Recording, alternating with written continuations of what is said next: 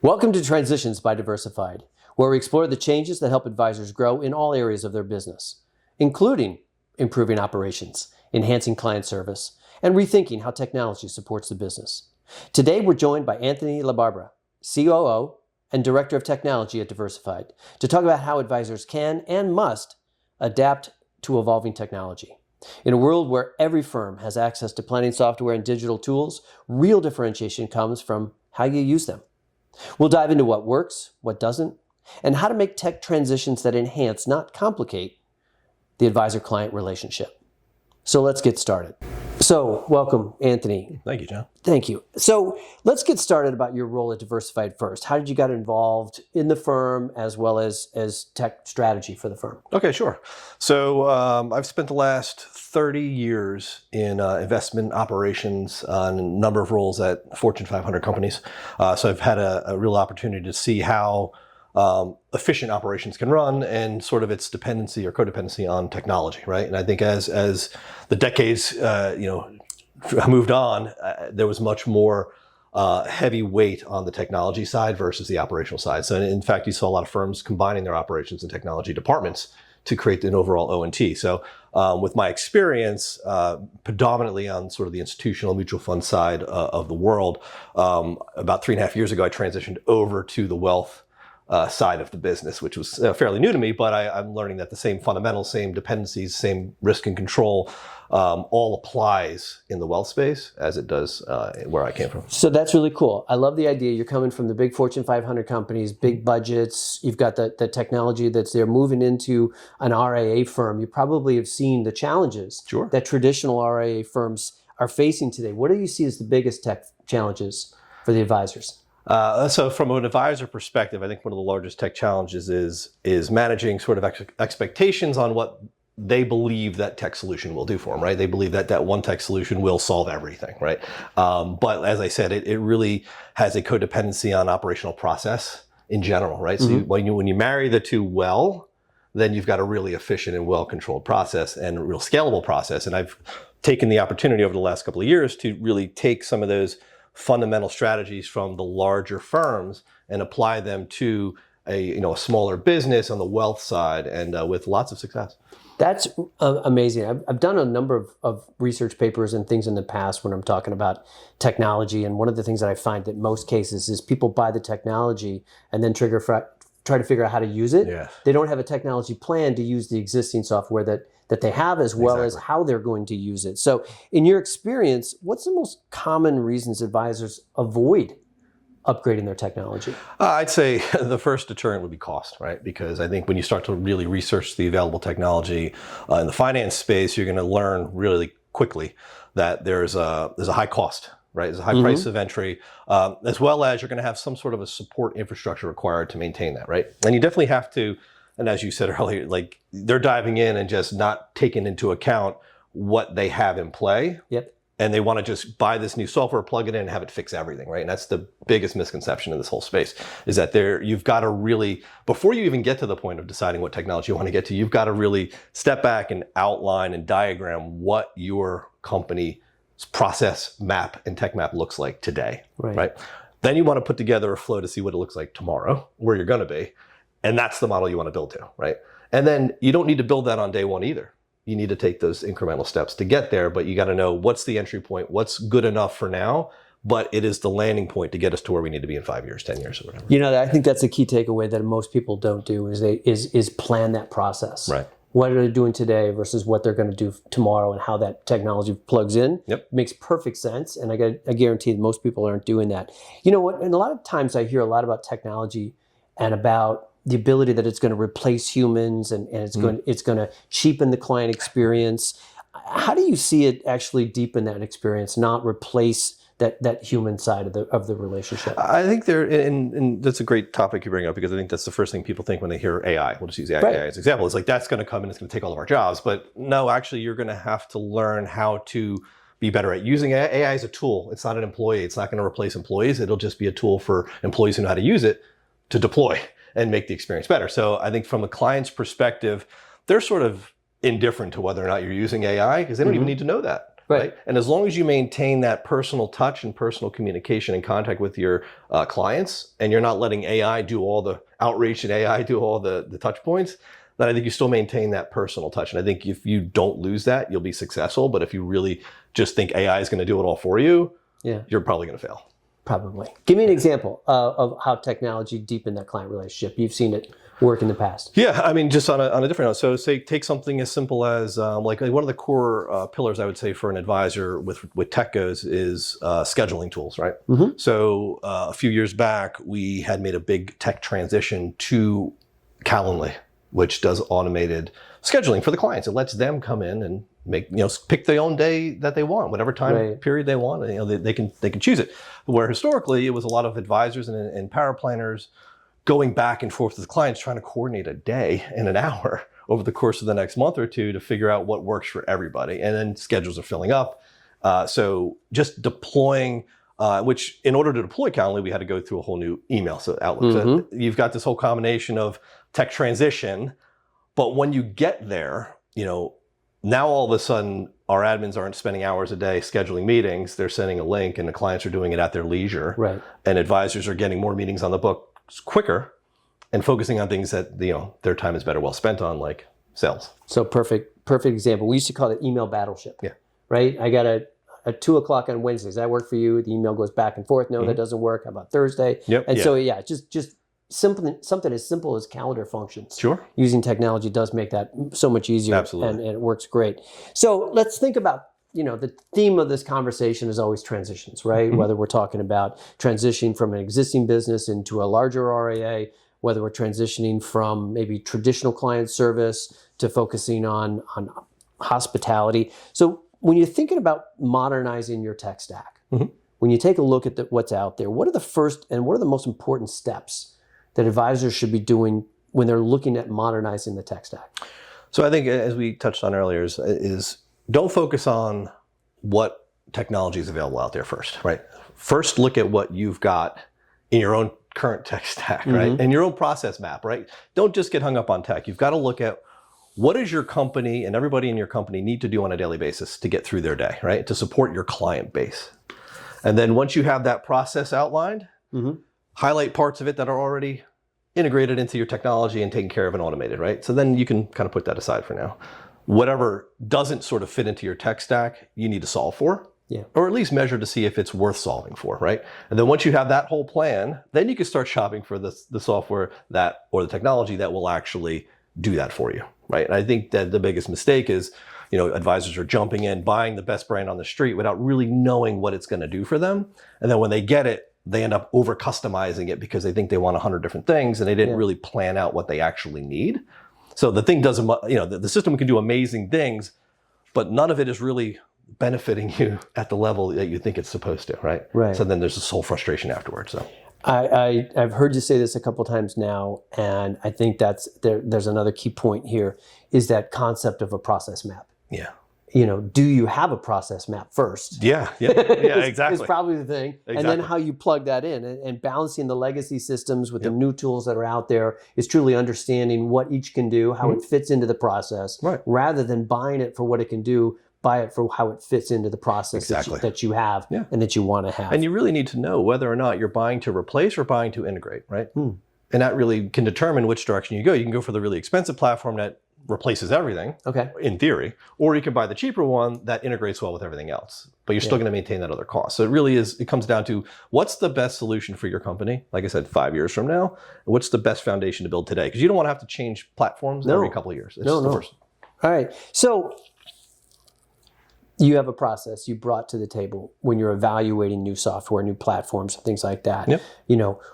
What are the couple of steps? What are the key things you're looking for when you're evaluating a new platform or a new software, a new technology? What are the things that people should be looking at? If they've mapped out their process, they see a hole. Right. Now, where do you step in? Where do you step in? All right. So now you're looking at functionality, right? What is the platform going to provide for us? And again, what's it going to replace? What's it going to do? And then you really start to drill into the actual vendor itself, right? Because then you're starting to think about protecting client privacy, client data. You want to know if they're SOC 2 certified. So there's a whole lot of, there's a whole checklist of items that I look for to make sure that a company is protecting its data, protecting its servers, because it'll be in turn protecting our clients' data, which is most important to us. So you go through and you do that whole vetting process. But I guess at the end of the day, it's like, is it a safe, established company that your data's in good hands? Okay. Is the cost meet what your budget is, right? Yep. And will the functionality, bring you to that next step? Because if it won't, then it really may not be worth the investment now. Yeah, that makes sense. So what I'm hearing, just to kind of step back. So it's having the process, it's understanding the need, it's then looking at the vendors that are out there that fit that need, but then doing the security checks and back. How do you know if they're quality, if they're going to protect the data? I mean, there's so much stuff out there. Right now, I mean, right? It really comes down to their certifications, right? Okay. Because if a company who is serious about protecting your data will happily share with you their security documentation. Perfect. And you can get a whole host of information that tells you exactly the protections that are in place. And they're, especially if they're being audited by a third party, okay, that's where you want to be. Okay. Right? And like I mentioned, SOC 2 before, like that is a big, SOC 2 is the big one. Yeah. All right, cool. All right.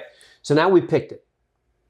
Everybody's excited about it. Yeah. Except half the staff. Okay. The tech adoption fails a lot because we become, in the industry, we've always become kind of a collector of software, and it's just one more thing, one more process, one more piece of technology. Yeah. But if it's not embraced by the whole team, it fails. Absolutely. Right. So how do you get buy-in from the staff, from the advisors, from all levels of the firm? How do you get buy-in that people are going to use this stuff?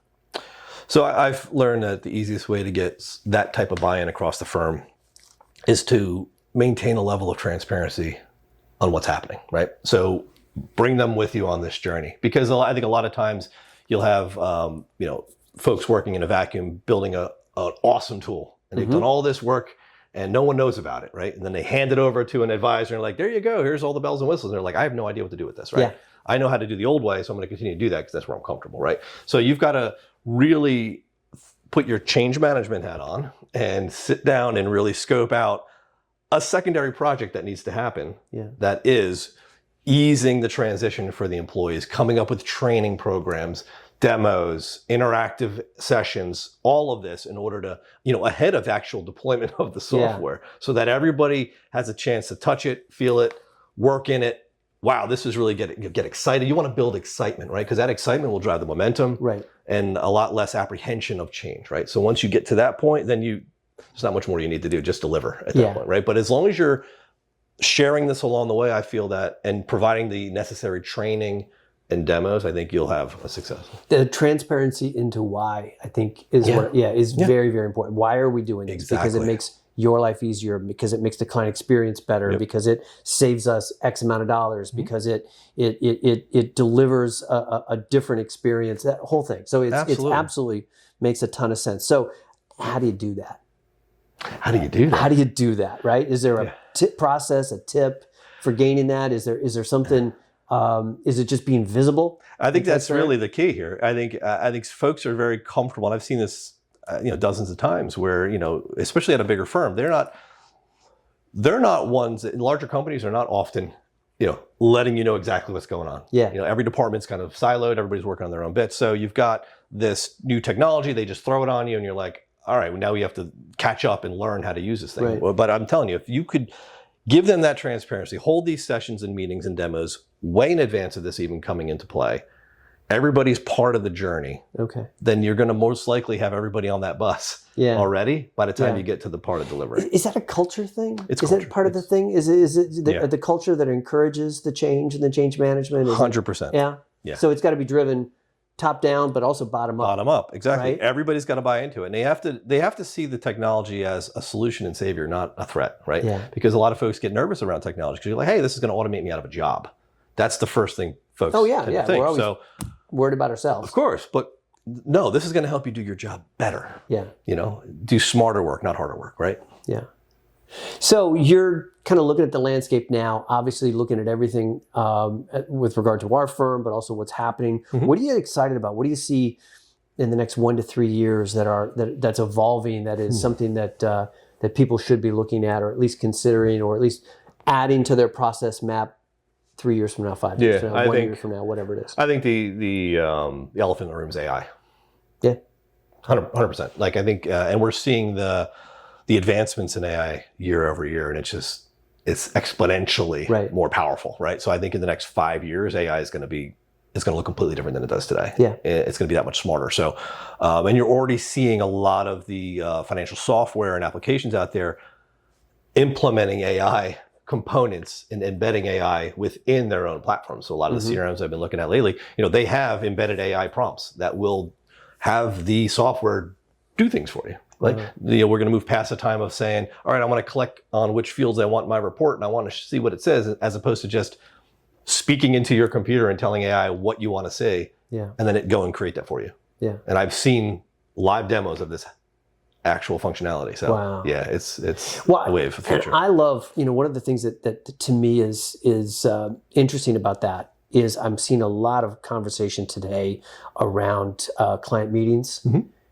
note takers, ability for AI to come in and to take some of the mundane tasks out so you can focus more on the client experience. Exactly. So I think, it's one of the things, as you said earlier, is that AI is a tool. How you choose to use that tool is going to be up to you. And I think it can definitely enhance the client experience. So, absolutely. So we're sitting here being listened to by advisors around the country. If an advisor's listening to this conversation and they're feeling behind in their tech stack, or they're feeling behind in the fact that they don't have a COO that's looking out for them, what's the one practical thing that they can do this month that they can start to move forward in that transition, focusing on growth, whether it's bottom line growth or top line growth. Sure. But what's the one practical thing they can do this month to move forward?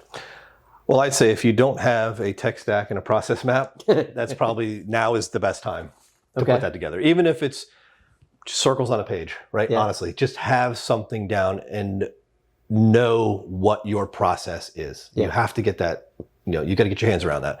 And then look at the tech you have and think about really where you want to be. Okay. Like if you have that planned out, then it really is up to you in how big of a step you want to take forward, right? Yeah. Because if it's just, hey, we have a really bad CRM, we need to replace that. Or, hey, we don't have a really good financial planning software. Look at where your deficiencies are, right, in technology. Yeah. Highlight the ones that you think are the most important. Rank them out. And then start targeting the ones from the top down. And then think about cost versus, what's your ROI on this, right? And that's really what it boils down to. Yeah. Like if I can go down to 4th on the list, but it's really cheap to implement, but it saves us and it's our top 4 item in tech, go for it. If the number 1 is super expensive, maybe that's a 3 to 5 year plan, depending on growth. But you've got to you want to get that stuff out now and down on paper now, and not 5 years from now when you're scrambling and it's already too late and now you're trying to catch up. The last place you want to be is behind the curve. So always be ready and have your platform able to support where you think you're going to be, right? Not where you aren't. That's incredible. One of the things that I remember, I think it was Actify put together their blue wall with yellow stickies. Yeah. So they would just write out the steps. What's the process that we're going to do, whether it's a client service meeting, whether it's a first call, whether it's a onboarding, whatever it is. And they took yellow stickies. Yeah. And then they overlaid it with the tech enablement. So it's something easy. It's that simple. It's that simple. It really is. But first you got to know where you are before you know where you're going. Exactly. Makes perfect sense. Thank you very much for your time. This was absolutely wonderful to hear. And thank you for listening. Technology isn't just about replacing advisors. It's about making them more effective, more responsive, and more connected to their clients. For firms that want to stay relevant and scalable, tech isn't optional. It's strategic. If you're an advisor ready to modernize your practice and take the next step, Transitions by Diversified is here to help. Visit diversifiedllcadvisor.com to learn more.